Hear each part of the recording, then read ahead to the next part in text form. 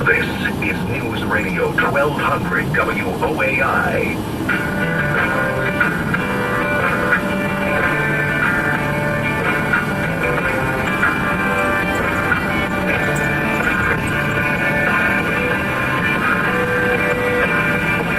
The countdown is on. There's only 20 more days until you can get Andy's new book, Live Free or Die.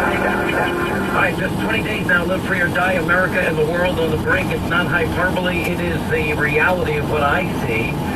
We've got a ton of news, and a lot of it is very good news, that there is such a thing about, well, a virus, the worst pandemic since 1917 and 18, the Spanish flu. I talk very early and very often about my belief in the medical researchers in this country, in the world, especially this country, my belief in the scientists, the doctors, the medical professionals. No, yeah, the models were wrong, the predictions were off.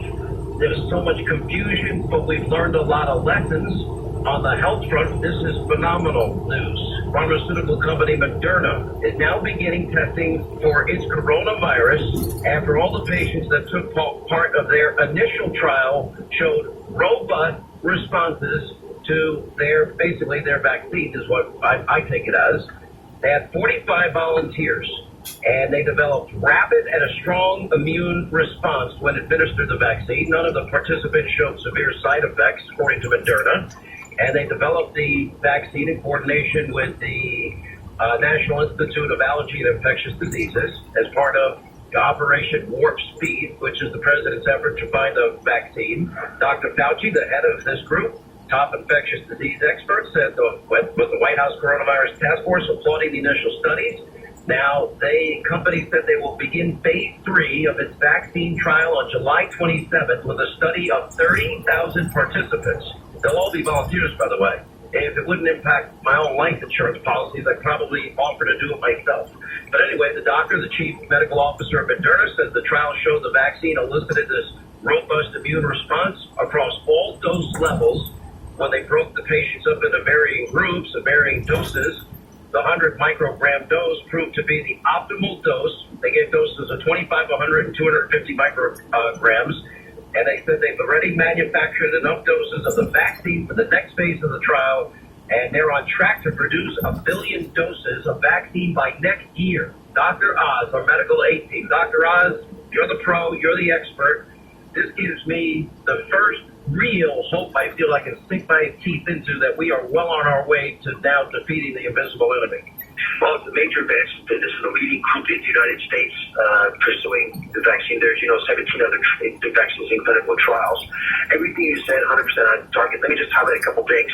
Of the 45 patients who got these vaccines, remember they're 2 doses a month apart, they didn't just have antibodies. They had antibodies that were about 4 times more than people who've actually had the COVID-19 illness have actually gotten. So isn't that crazy? What does that mean? Well, theoretically, it means that their immune response will be hypervigilant, supercharged, and ready to go to battle if it's exposed to COVID-19. Now, we don't know that yet because this is an mRNA vaccine, and I'm not going to drag anyone through medical school, but they're old school vaccines and new school type vaccines. The old school ones are, they used to just take a regular old mild cold virus, like an adenovirus, put a part of the thing you're trying to make the vaccine against in it, and then you just infect people with that. Proven works.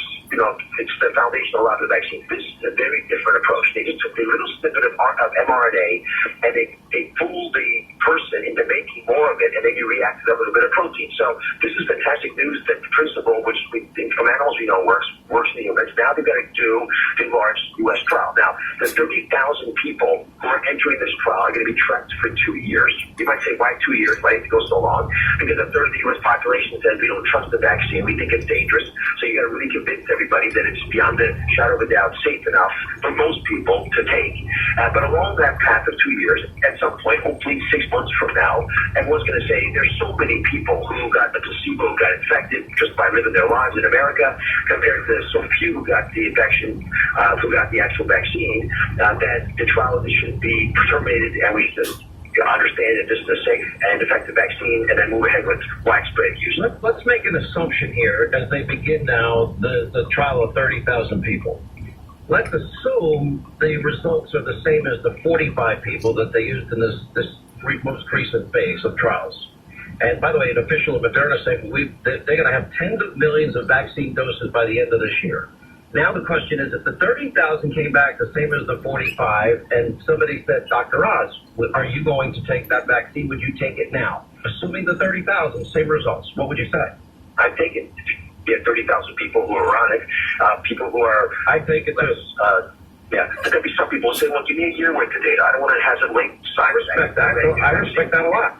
Exactly. We don't have to have everybody take the vaccine. We just have to have most of the people take the vaccine in order to get herd immunity and prevent the virus from running rapid in our communities. That way, especially the vulnerable members of society and the nursing homes will be safe. You know, it's pretty amazing to me now.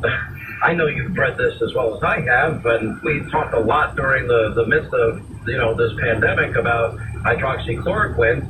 Well, it turns out that we finally do have a real study. You and I were both critical of the VA. It was a retrospective study, which, people were given it late in the game.